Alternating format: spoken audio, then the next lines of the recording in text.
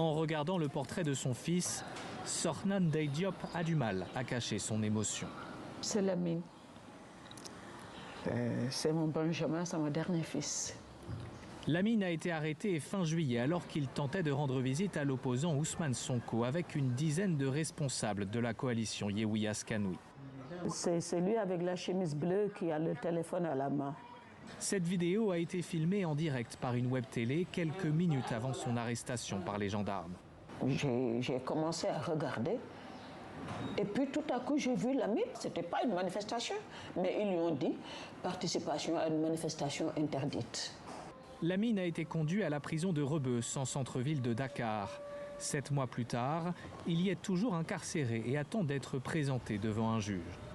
Comme beaucoup de détenus, il espérait être libéré après l'élection présidentielle, initialement prévue le 25 février. Pour sa mère, le report du scrutin ne fera que retarder sa libération. Ça a été un coup dur parce que lorsqu'ils l'ont annoncé, les enfants se sont mutinés en prison. Il y a du grabuge, ils ont été gazés, ils ont été...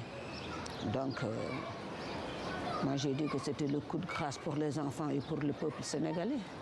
Selon certaines organisations de défense des droits humains, plus de 1500 personnes ont été arrêtées depuis les émeutes qui ont secoué le pays en 2021 et 2023. Moins d'une centaine a été jugée. Mais leur libération pourrait avoir lieu bientôt. Plusieurs sources rapportent que des négociations sont en cours autour d'une éventuelle amnistie. Une possibilité accueillie fraîchement par les familles des détenus regroupés dans un collectif. Elles craignent une manœuvre politique.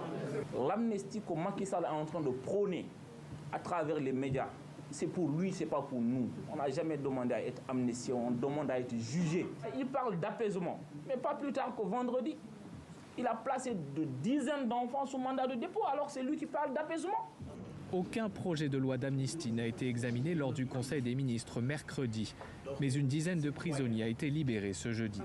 Le collectif des familles, de son côté, a annoncé une marche samedi pour réclamer la libération de tous leurs proches.